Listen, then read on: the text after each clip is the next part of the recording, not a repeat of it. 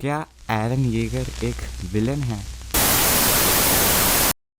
俺がこの世に生まれたからだ。始祖の巨人と王家の血を引く巨人が揃っ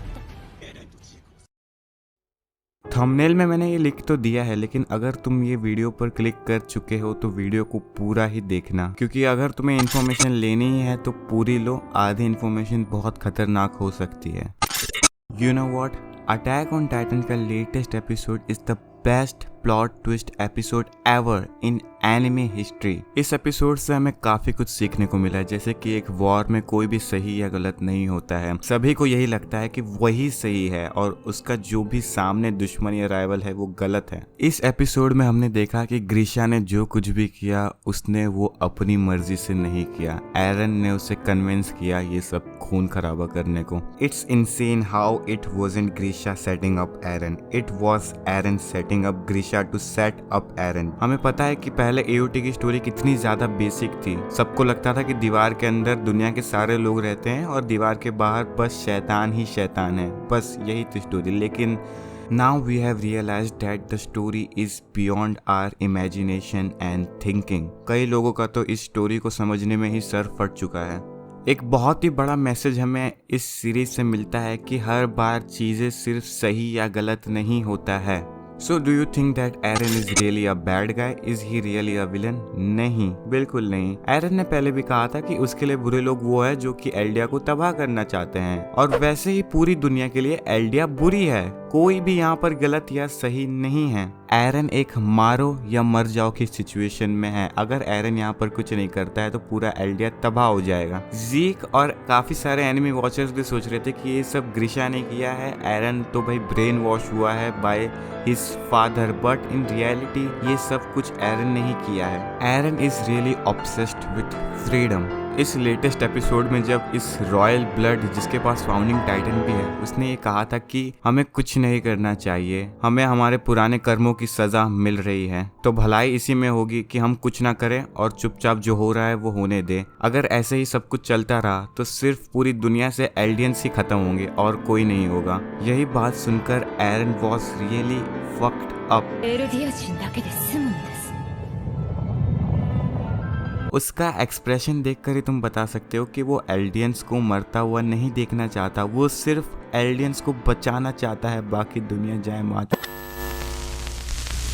और ये चीज काफी रियलिस्टिक भी लगती है, वरना आजकल तो कुछ एनिमीज में चाहे एक कैरेक्टर कितना भी बुरा हो, वो कितना भी हरामी क्यों ना हो, उसे बचाना है तो बचाना है। जिसके पास फाउंडिंग टाइटन को इस्तेमाल करने की पूरी पावर थी, क्या उन्हें मारने की जरूरत थी? और फाउंडिंग टाइटन आखिर में क्यों अपनी पावर इस्तेमाल नहीं कर रहा था, कर रही थी, मतलब सॉरी, लड़की है वो यार।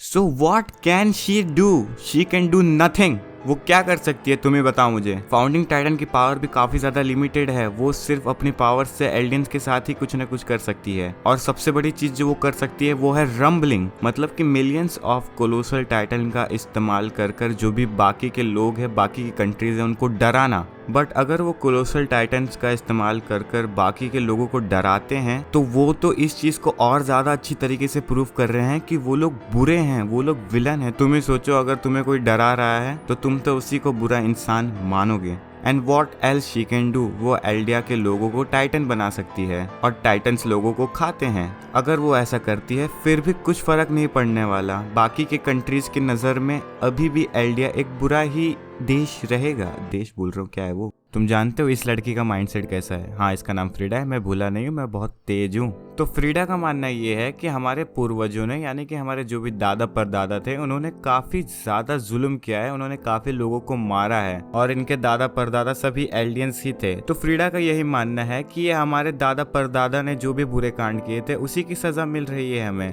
जो कि मुझे काफी चुतिया चीज लगती है। तुम ही सोचो, अगर तुम्हारे दादा परदादा ने कुछ गलत किया तो उसकी सजा तुम्हें क्यों मिलनी चाहिए? Yes, where is the logic bro? उसका यही मानना है कि अगर सारे एल्डियंस मर भी जाते हैं तो ठीक है, कोई दिक्कत की बात नहीं, क्योंकि अब कैसे समझ, तुम इसको ऐसा समझो कि 100 कंट्री है और 100 कंट्री में से एक कंट्री ख़त्म भी हो जाती है, बिल्कुल एकदम 100% ख़त्म हो जाती है, तो क्या फ़र्क पड़ रहा है? सिर्फ 100 से 99 कंट्री तो हो रही है। तो बिल्कुल इसी तरह वो सोच रही है कि ये दुनिया पूरी हमारे खिलाफ है, तो हम मर जाएंगे तो ठीक है, कोई दिक्कत की बात नहीं है, चलेगा। पर एरन को मंजूर नहीं है भैया, ये बिल्कुल हजम नहीं हुई इसको बात, ये हाजमोला दो उसको यार, हजम नहीं हुई बात।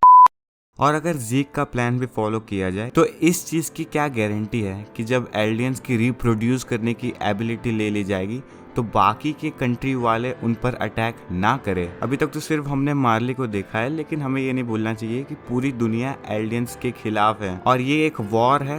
वॉर में सबसे ज्यादा सफर करते हैं हम जैसे सिटीजन्स, और ऐसा हमें देखने को मिला भी है कि जो लोग निर्दोष होते हैं, जिन्होंने कुछ नहीं किया, वही मारे जाते हैं। अब बाकी के देश वाले एलियंस को क्यों हेट करते हैं वो हमें मांगा में बताया गया है और आने वाले कुछ एपिसोड्स में और अच्छी तरीके से बताया जाएगा, लेकिन मैं इस पर एक सेपरेट वीडियो बना सकता हूँ अगर इस वीडियो पे बहुत लाइक्स आए तो। अब स्कूल की बुक्स में भी सारे चैप्टर्स अच्छे से लिखे होते हैं, लेकिन फिर भी हमें एक टीचर की जरूरत पड़ती है उससे अच्छे से समझने के लिए। उसी तरह मांगा में भी ये सब कुछ है, लेकिन फिर भी हम एनिमे ट्यूबर्स इसी काम के लिए बैठे हैं यहाँ पे वेले। हाँ, तो अगर तुम यहाँ पर मुझसे पूछोगे कि कौन यहाँ पर सही है और कौन गलत है, तो इसका जवाब तुम्हें बिल्कुल नहीं मिलेगा, क्योंकि इसका जवाब देना बिल्कुल इम्पॉसिबल है। क्या एरन सही है, क्या एरन गलत है, क्या जीक सही है, क्या जीक गलत है?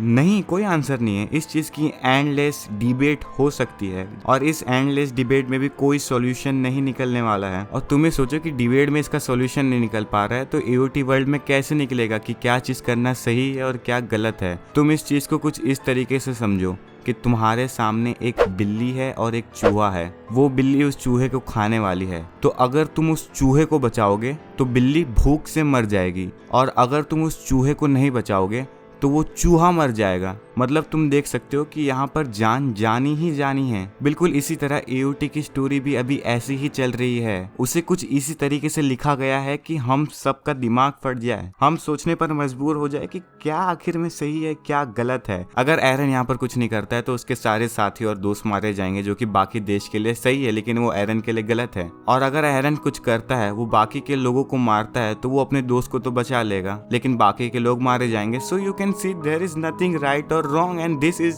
AOT, the masterpiece.